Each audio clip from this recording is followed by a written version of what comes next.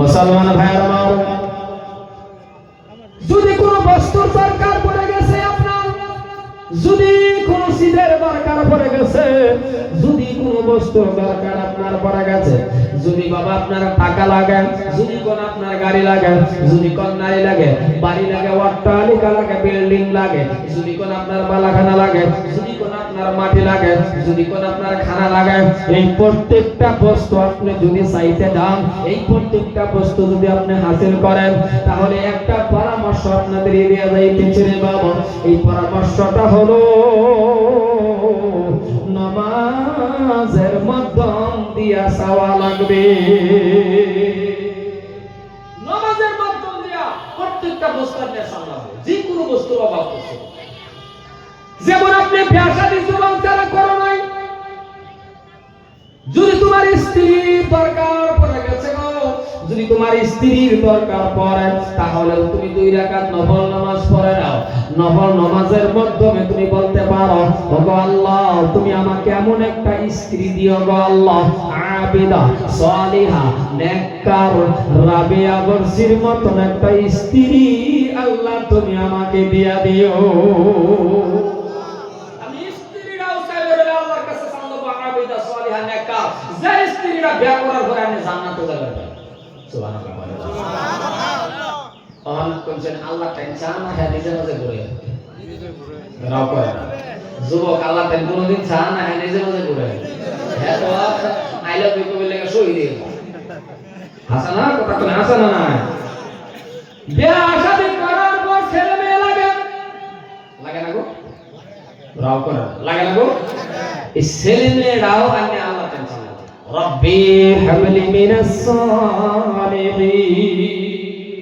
যে কোনো বস্তু কিতাব আছে, যদি একটা মেসও লাগে, এই মেসটা হয় না আল্লাহ টেনশন না। আল্লাহ কেন মেস বাইতে দেবো কথা বলে, মেস কি বাইতে দেবো, যে কোনো সিলা করে আল্লাহ দেবো, কিন্তু আরে সাইতান আল্লাহ। আর এই সাওয়াব সিস্টেম, আর এই সাওয়াব পদ্ধতি, আর এই সাওয়াব তরিকা, আর এই সাওয়াব মাধ্যম হলো নামাজ। সুবহানাল্লাহ কোন, সুবহানাল্লাহ কোন। সাওয়াব সিস্টেমটা বুঝুন তো, সাওয়ার তরিকা, সাওয়ার মাধ্যমটা হলো নামাজের মাধ্যম। মুসলমান ভাইরা আমার, এই জন্যই নামাজের কথাটা এই জন্যই বলেছে বাবা, নামাজের মাধ্যম দিয়ে আপনি যা চাইবেন, নামাজের মাধ্যম দিয়ে আপনি চাইতে দেরি আমার আল্লাহ দিতে দেরি করবে না। জোরে কোন সুবহানাল্লাহ। আমি তো মেলা দিন ধরে নামাজ পড়ি, আল্লাহ কেন চায় দেখছি আল্লাহ দেয় না, এরকম কিছু প্রশ্ন হয় না? নাই। আমি কি কবরস্থ নামাজ পড়তেছি, এবার রাও করুন নাকি কথা বলি নাকি আল্লাহ প্রাণ যে আমি অনেক দিন ধরে নামাজ পড়তেছি, ছায়া তো দেখছি আল্লাহ দেয় না, এরকম প্রশ্ন হয় না গো। প্রশ্ন হবে আমি যদি কয়েকদিন নামাজ পড়ে আইনে যদি আল্লাহ কই যে আল্লাহ আমার একটা হেলিকপ্টার দেয়, কথা বলি আল্লাহ হেলিকপ্টার দিতে পারবো, কথা দিতারবো কথা ঠিক, কিন্তু আমি চালাই যাবো হাসানা কথা বলে হাসানা না, খালি আন্দাজি চাইলে হইতো আল্লাহ সব দিতারবো, আল্লাহর কাছে সব আছে, কথাটা বুঝছেন না? নাই চাইতে হবে নামাজের মাধ্যম দিয়ে, নামাজের যে আশা মানে আমরা না দেওয়ার কারণ হলো আমরা যে নামাজ পড়ি মসজিদে আমরা যাইতে দেরি, গোহের মধ্যে আড্ডা সত্য করে কোন মসজিদে যাইতে দেরি, বাড়িতে দেরি হয় না, জোরে কোন দেরি হয় দায়রা করছে আমরা এখন বড় বড় বাড়ি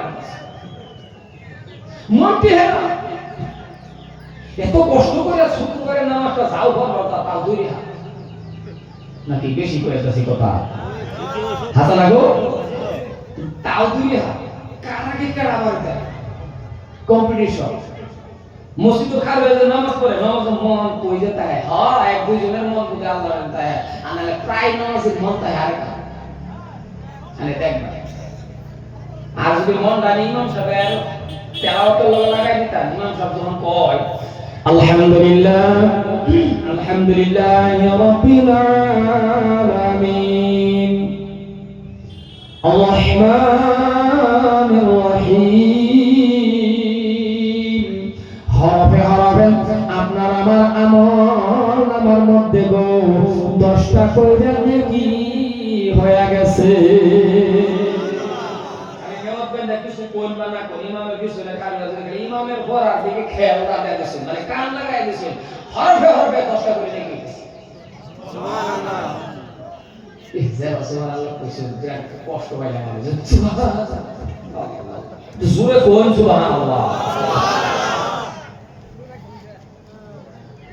আর আমরা দেখা রয়েছি আমরা তো মনই না নামাজ ইমাম ধরে সূরা বাকারা কি করতেছে ঈশান নামাজ পড়তেছে কাতারের মধ্যে দেখা রইয়া এবং নিয়তে দেখা রইছে এত মন নাই নামাজ পড়া দিছে না কই কাজ হইছে নামাজ পড়তাছে না হবে তা আটটা মেরে গেছে লাইন জানা গো জোরে কোন লাইন জানা না তো লাইন জেগে জেগে আটটা মেরে হয়ে গেছে আন্দার হে ও নামাজ থাকে কই হইছে হ্যাঁ তাহলে হ্যাঁ কি হুশ আছে না নামাজ না কই কথা বল হ্যাঁ নামাজ খারাপ হইছে লাইন জেগে জেগে হারে গেল না হ্যাঁ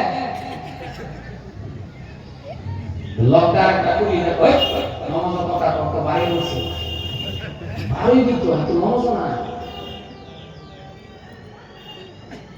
নামাজ কেমন একটা সাধারণ জিনিস নামাজ আল্লাহ নবীর সাহাবা ছোট করে বলা কথা বলতেছে